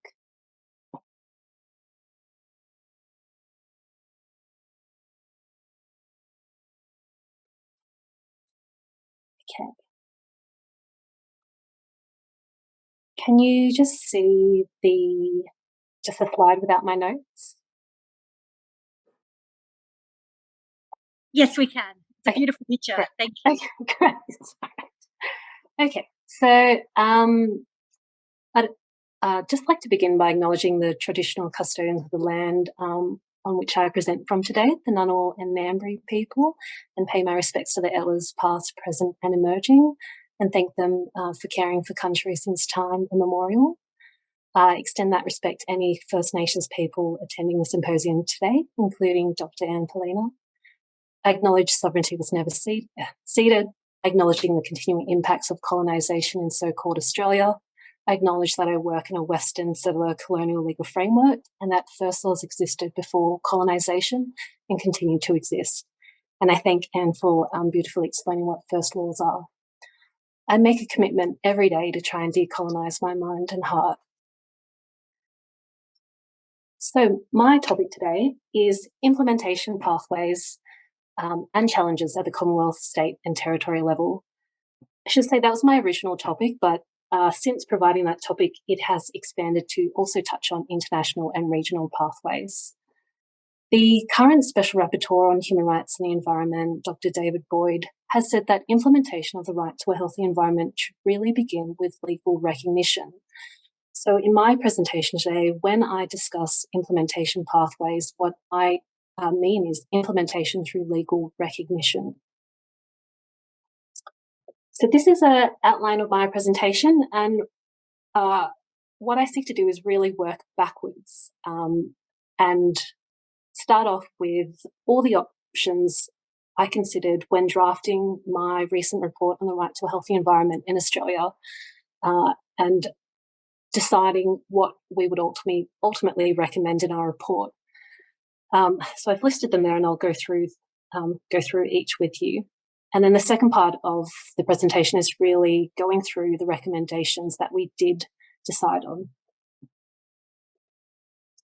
So part one, options to legally recognise the right to a healthy environment. First option, ratifying a regional agreement. Now, the key barrier here really is that Australia lacks a relevant instrument in our geographic region. The Association of Southeast Asian Nations, or ASEAN's, Human Rights Declaration includes the right to a healthy environment as part of the right to an adequate standard of living. However, membership of ASEAN is limited to Southeast Asian countries, therefore excluding Australia. However, Australia is a member of the Pacific Islands Forum, and last year at the Oceania Environmental Law Conference, there was discussion at the forum about creating a regional environmental tribunal or alternative dispute resolution mechanism. Although this is yet to occur, it's possible that such a tribunal or mechanism could introduce the right through a regional agreement in the future, which Australia could be a party to, but at this stage, recognition by ratifying a regional agreement is not an option. Second option, express or implied recognition in the Australian Constitution. Express recognition could either recognise the right to a healthy environment as a standalone right or as part of a broader constitutional charter of rights. This would require holding a referendum in which a majority of people and a majority of states vote in the affirmative to change the Australian Constitution. This has historically proved to be quite an obstacle, And there's been 2 previous unsuccessful attempts to include express recognition of rights in the Constitution. Alternatively, you could recognise the right through implied recognition.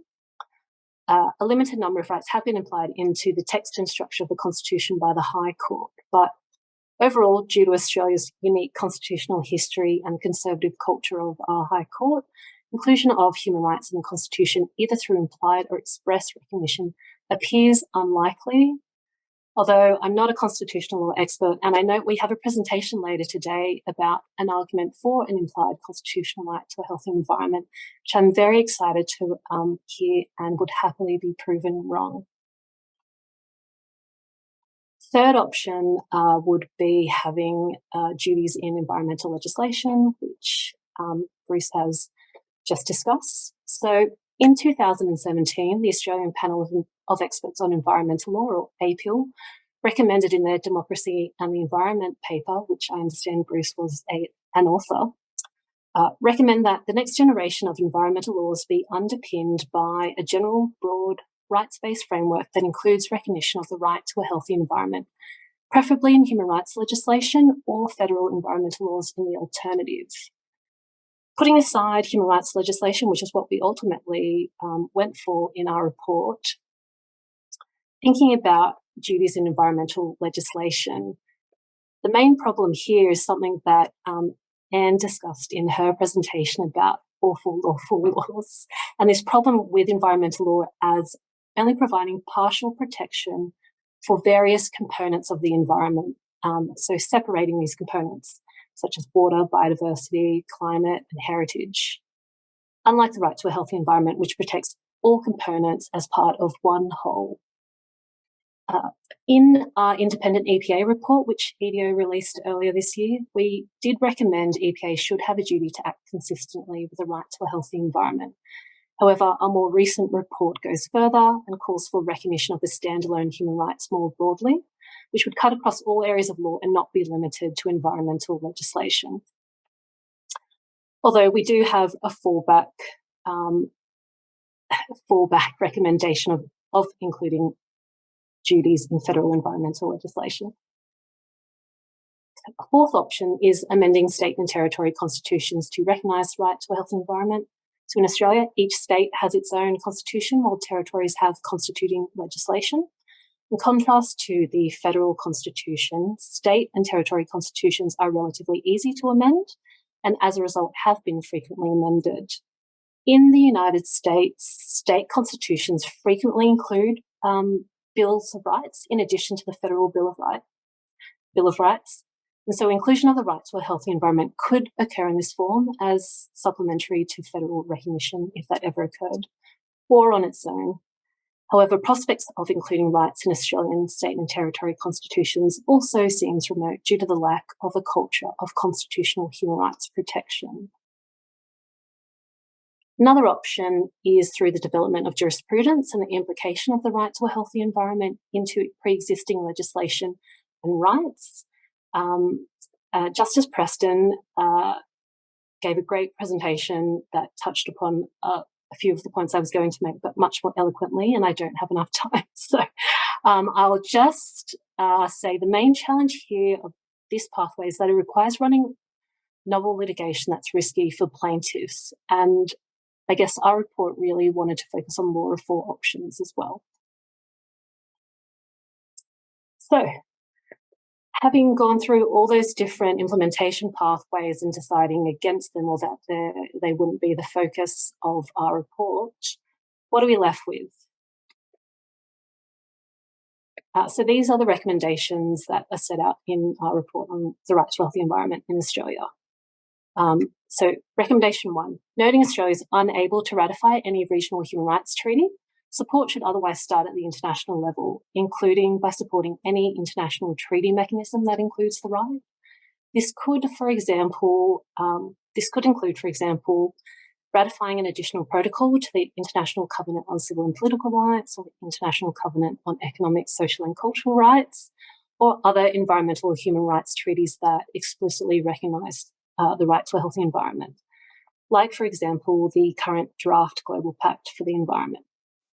We give a list of reasons why this is important in our report, but it also feeds into our next recommendation, as it would give a clear head of power under the Constitution to enact federal legislation. So, recommendation 2. The right to a healthy environment should really be protected at the federal level. The best way to achieve this would really be to enshrine the right in our Australian Constitution. However, as I've discussed, this seems unlikely. So in the absence of constitutional amendment, the clearest way to achieve recognition at the national level would be to recognise the right in an Australian Charter of Rights. As I've alluded to, a key challenge here is identifying a constitutional basis to enact such legislation. As people here are probably aware, there's no express head of power for the environment or human rights for that matter. The federal parliament can pass laws for the purpose of implementing international treaty obligations under the external affairs power. However, as you're aware, the right to a healthy environment is not explicitly contained in any international treaties. Nevertheless, you can make an argument that the external affairs power can be relied upon to support legislation that recognises the right, as giving domestic effect to and or being incidental to Australia's obligations to ensure other rights contained in treaties that it is a signatory to, such as the right to life, or perhaps the right to health or culture, etc. Third recommendation is recognise the right in state and territory human rights legislation. There are some challenges at this level, or at least there are some that I came up against in the recent ACT government's inquiry into legislating the right. I believe Kevin Campbell from the ACT Human Rights Commission will speak to some of these, but I might just quickly note that some of the challenges I came up against include convincing the government to recognise the standalone right, where the right to a healthy environment may be implied in other rights. Questions around how to protect the procedural elements of the right if only the substantive right is included in the Human Rights Act, ensuring culturally appropriate public consultation with local First Nations people and communities, attempts to delineate the right to a healthy environment from rights of nature, and characterising the right as a wholly economic, social and cultural right subject to progressive realisation. And finally, our fourth recommendation is if the Australian government doesn't introduce a Charter of Rights, then another option to recognise the right at a national level would be to legislate a duty for decision makers to consider and act consistently with the right when exercising powers under federal legislation. This duty is very similar to duties under existing state and territory human rights legislation that public authorities hold. Although, as I note and agree with, as Bruce mentioned, the real question here is around implementation. So there you have what we say are the most straightforward and comprehensive ways to implement the right to a healthy environment through recognition at all levels of law in Australia. Thank you. Thank you so much, Mel, for that wonderful overview of different law reform possibilities and avenues. And thank you again to all speakers on our fantastic first panel. I think it was a really, really rich discussion so far, bringing in international law perspectives, domestic law perspectives, first law perspectives, and engaging questions of litigation, law reform, and implementation. We now have about 25 minutes for discussion before the lunch break. So I'd like to welcome any participants who have questions or comments they'd like to make to please raise your hand. Alternatively, like the little virtual hand, alternatively, you could also post a question or a comment in the chat.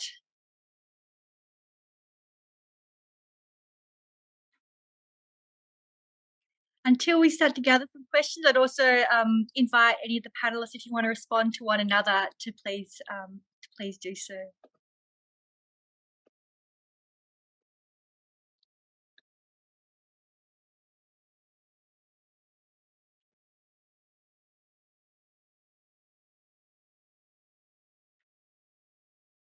Yeah, we have one question from Joanna.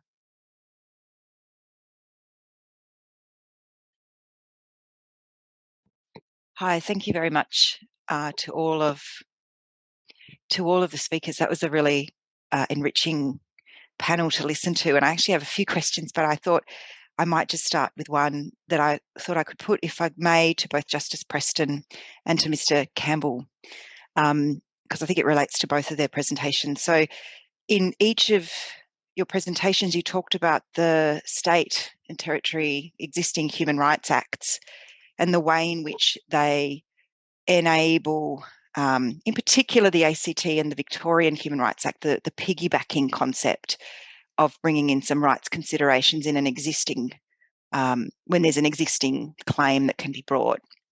And I just wanted to really hear a little bit more of your reflections about whether you think that adds substantially to the arsenal of arguments for an applicant. And I'm sure that depends on the nature of the claim, but I guess I just wanted some global reflections on how much you think they add to the ability of a court to consider things like rights. And sorry, I made an error. I should be referring to the presentation of, Mr.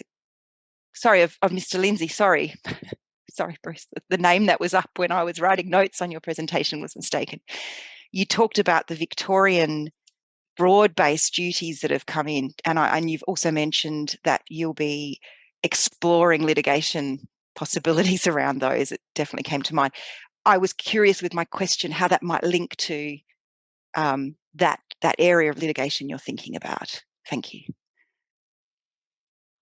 I'm happy for Chief Justice Preston to go first if you'd like to. Justice Preston, have you got any comments you'd like to make in response?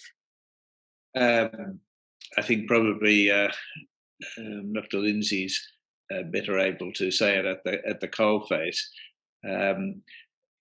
The practicalities is I'm not sure that it does add that much, because if you first got to find another cause of action, and that's what your principal claim is, you then supplement that with the claim that there's been a breach of human rights. The way I saw that was a bit what I was saying at the end of my presentation, is that we can already do that, take the human rights dimensions to add to the breach of law that we're arguing. So I gave the example of the Agenda case, the Sharma case, my own Gloucester case, to say you could talk about the impact on human rights in their various ways when you're articulating the claim. You still got to establish each of the elements of the cause of action that you're bringing, no matter whether it's in Ministry of Law or tort law or breach of a statute. So my thought, we haven't actually seen any cases yet where they're doing that piggybacking. The closest we get would be the Waratah coal, where they're saying that there should be a refusal of the coal mine because of the impact on human rights. But whether you had the Human Rights Act in Queensland or not, I think you could have run that argument. Because you're saying that this particular effect on climate change is going to lead to, loss of biodiversity or, more flooding or fires or impact on Indigenous cultural heritage or people. You could run those arguments as it is. So I'm not sure in practice whether it's going to make that much difference, but I'm a bit distant from it now. So I'll let Dr. Lindsay express his views. I would first of all acknowledge Justice Preston has clearly been a leader in the whole issue of jurisprudence here. So I think it's important to acknowledge that. I just in environmental jurisprudence generally. I think one thing I'd note about the mechanisms here, the Victorian ones are clearly quite a stark example, is that on the one hand, the human rights mechanism in Victoria, and we've talked a lot about the piggybacking mechanism, kind of is a limitation practically in some ways. just because of the procedural complexity of it. Having said that, I mean, it's not an insuperable barrier. I mean, the bigger problem, I think, as Mel kind of alluded to, is in part getting clients to get the matter into court in a public interest from our perspective. That's a big practical impediment. Of course, the Victorian human rights provisions, as with in other jurisdictions, with the exception of the ACT, and there's no express environmental right built in there. The closest, I think, in reality, and the one we've probably looked at a bit more closely internally here, is the cultural rights provisions, in particular Aboriginal cultural rights provisions. So I think they're a very interesting provision that does need to be explored a bit more fully in this situation. The distinction, of course, in Victoria is the duties-based provisions I referred to, which include in the FFG Act and under the Reformed Environment Protection Act, don't require a piggybacking procedure. Those provisions operate on their own. The most powerful of them is really the General Environmental Duty provision, which is Section 25 of the Environment Protection Act. That is a very broad-based and very quite strong duty. And the issue really is it's novel. It's based really on occupational health and safety law, but operates in a much wider context, obviously, than the workplace. That's kind of a focus for our work, is getting that tested. It hasn't been tested because it's so novel. Really here as a provision that has a cause of action attached to it. I mean, it exists in other jurisdictions like Queensland, but without a direct cause of action attached to it. So I think that's an important space to watch. But again, there's the long lead time of just getting matters tested in the courts. And down here, we don't have the benefit, for example, of a specialist jurisdiction like New South Wales and Queensland have.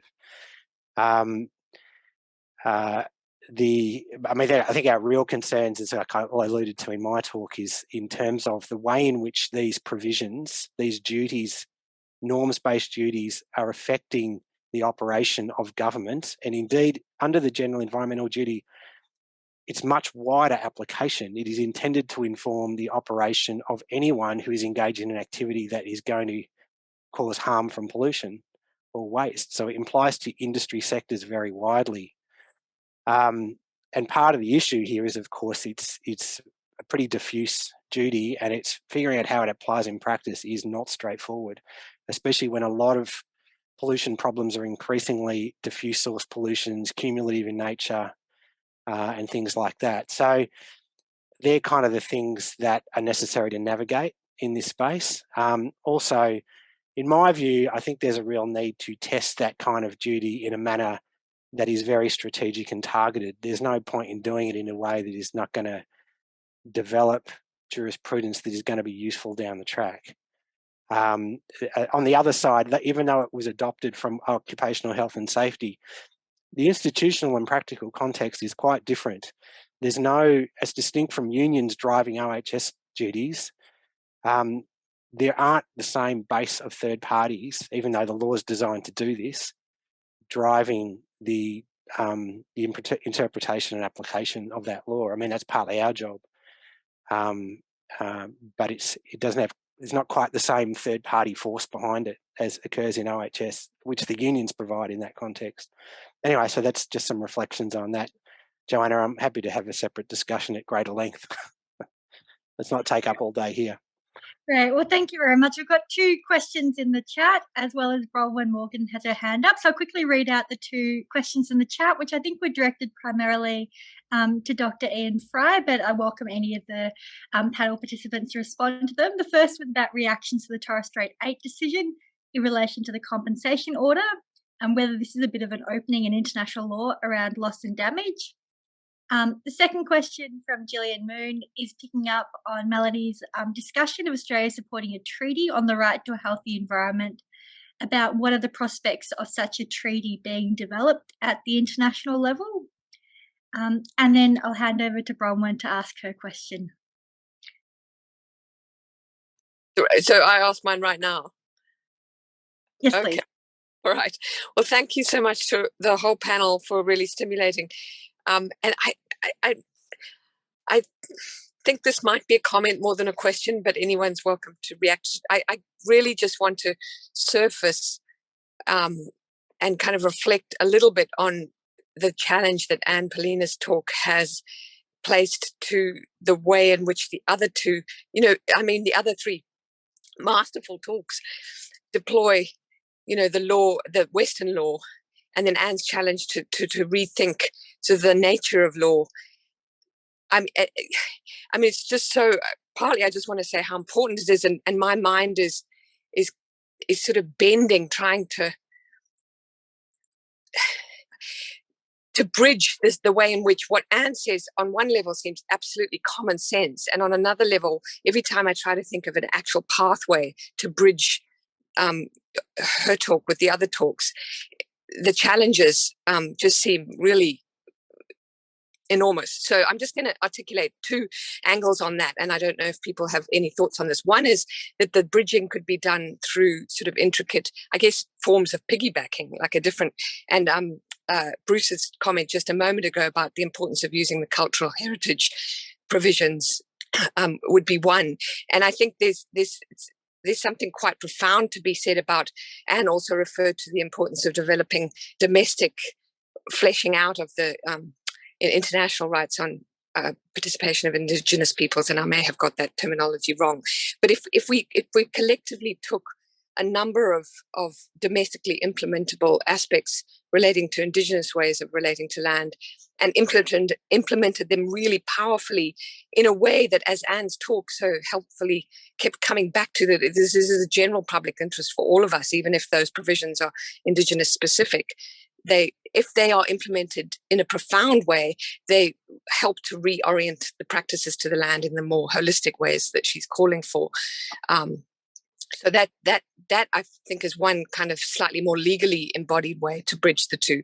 But the other is, I just wanted to remind all of us that even though our awful lawful laws reflect such a distorted vision of protecting the land in many instances, even in supporting actual destruction and so on, there is still a relationship that I think I've always held to be very deep, that the technical doctrinal aspects of the law are growing out of lived practice, and that if we started collectively implementing really committed practices around Anne's references to bioregional aspects on the ground, not without reference to law, but without feeling constrained by the law, or without perhaps even prioritizing the strategic focus on trying to create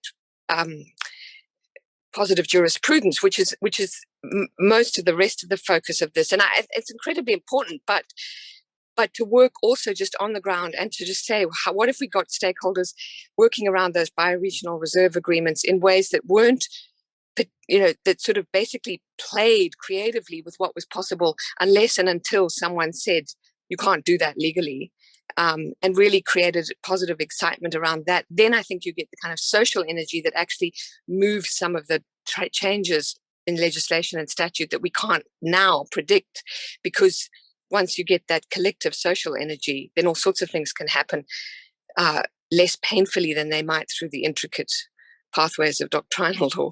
So it's not a question. It's just I just want us all to maybe think about bridging Anne's challenges with everything else that people are so incredibly impressively doing. Thank you, everyone. Thanks so much for that question / comment, Bronwyn. I think that's really highlighting, I think, some of the really pertinent challenges that we have in moving forward with these questions. There's one more question from Craig Longman. So I suggest we'll take that question and then I'll hand over to the panellists. And I suggest we go in the order that the panellists spoke, and then you can all choose to respond to all or any of the questions that you'd like to respond to. Over to you, Craig. Oh, thank you, Julia. So I'm coming today from the lands of the Gadigal people of the Eora Nation. And I guess my question is, I was just thinking about reflecting on Professor Poelina's comment of waking the snake. And there's often talk about strategic lawyering and movement lawyering approaches in this space. But one thing that doesn't get spoken about, I think, and I'd be curious about the panelists' impressions of this, is the lawyering. So the ethic of lawyering the model of lawyering that exists in Australia, in particular that moral neutral partisanship idea of lawyering, and the risks that we've seen in the past in the environmental movement, for example, of lawyers acting for communities, perhaps without recognising the expertise that lives in the community as to what justice may look like in a particular case or a particular campaign. And I guess this is quite a broad-ranging observation, but one of the questions I think is interesting is what role really do the professional bodies have in this terrain of rethinking what our moral obligations are as lawyers in the context of this new paradigm of climate change. So if anyone has any views about that. Fantastic, thank you. Dr. Ian Fry, do you want to start off the responses? Yes, thank you. Please excuse my croaky voice. I've got a bit of a virus channeling around. So in response to Christy's question, it's a very good question. And whether this compensation order is really a backdoor approach to loss and damage. And I think it's certainly worth pursuing, having been involved with climate change negotiations for many years, and particularly around the issue of loss and damage. That process has moved very slowly, and particularly, the blockages by some major countries around issues of liability and compensation. So this could be an interesting aspect.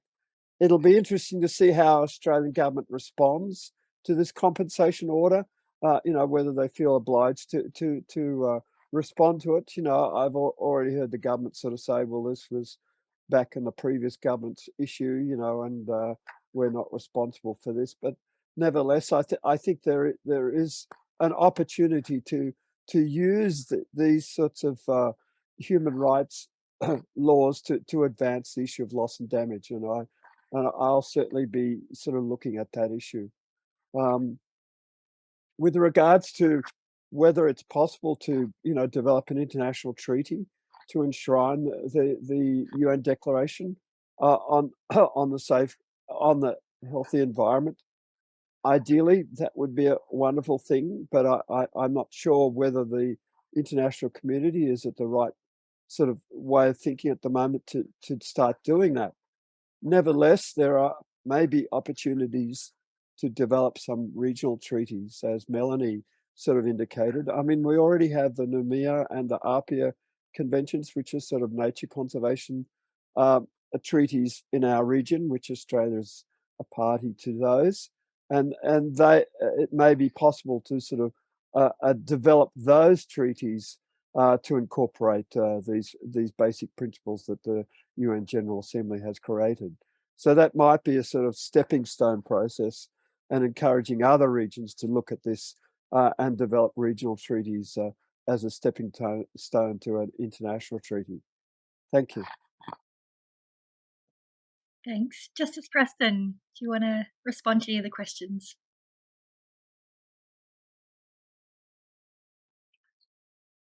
Sure. In relation to the Craig Longman's question, I see Christy Clark has kindly referred to an article I wrote on climate conscious lawyering. So you might, that's published in the Australian Law Journal, you might want to have a look at that. And certainly that is being picked up internationally. The IBA has a task force sort of working on this, and other legal professional bodies are looking at that. So I think there's some movement in that area. The one about the Torres Strait 8 decision, it is an interesting aspect. The spectre that most concerns governments and enterprises is damages.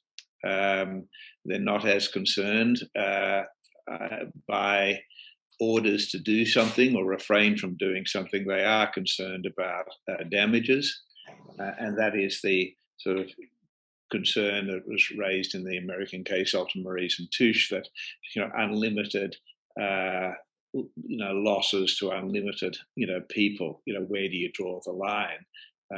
the Torres Strait 8 were, one group, but arguably there were, thousands and hundreds of thousands of people in that area who've been affected. And so why is it focused on that? But if it's seen to really quantify what needs to be done for adaptation, then it starts to take on a different perspective, because it then is a little more forward-looking rather than backward-looking. And so it's the damages that they will incur in doing things to try and climate-proof their lands. But one interesting thing about it is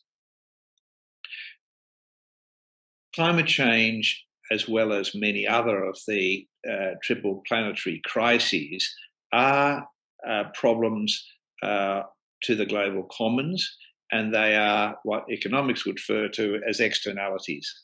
So the costs are being transferred to others, other humans and other non-humans in the environment. And the polluter, the person who causes the problem, doesn't pay for those costs.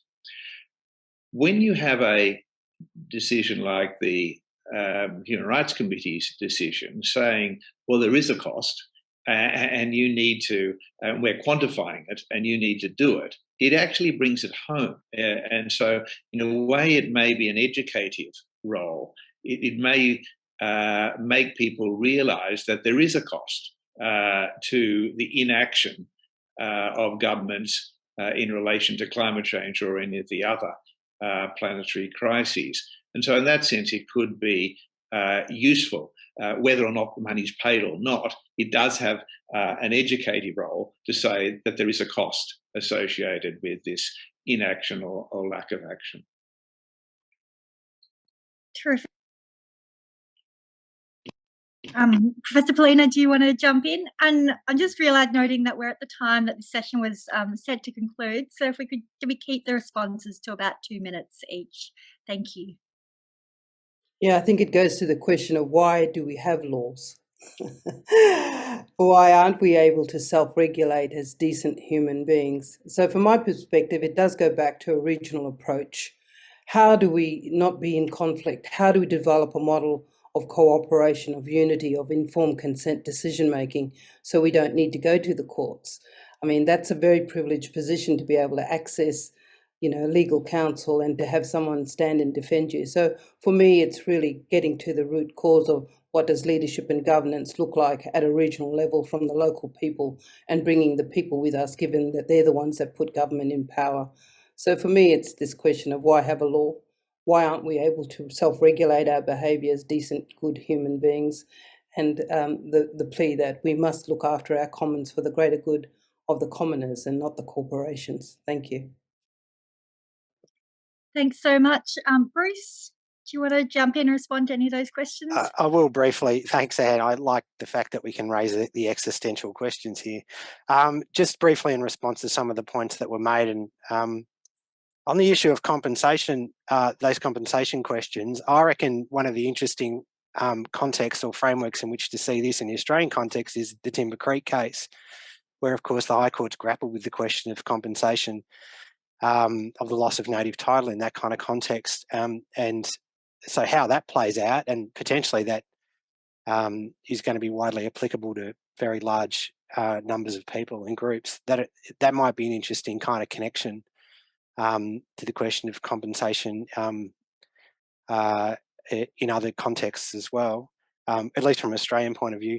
Just in response to Craig's point about, which I think was about the issue of the scope of duties effectively, the issue of legal professionals having to deal with a wider scope of duties that deals with, how you lawyer in the context of these kind of pressing problems.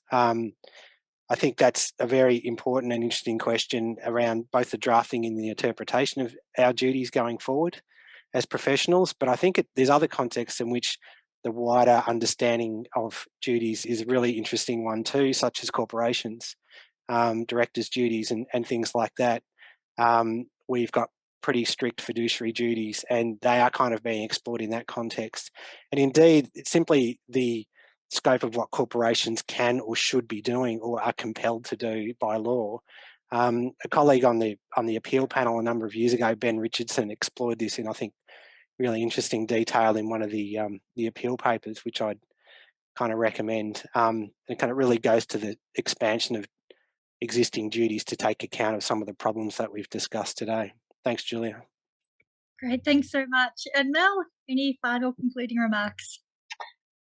Yes, I think I'll just respond to Bronwyn's reflection, which is my own reflection on Dr. Paulina's presentation, which I just thoroughly enjoyed and found very invigorating. I just want to say that at the Environmental Defenders Office, and myself personally, we're really at a juncture where we recognise that we are working in this settler colonial legal framework, and there is this question of how we bring in first laws, recognise them, or prioritise, or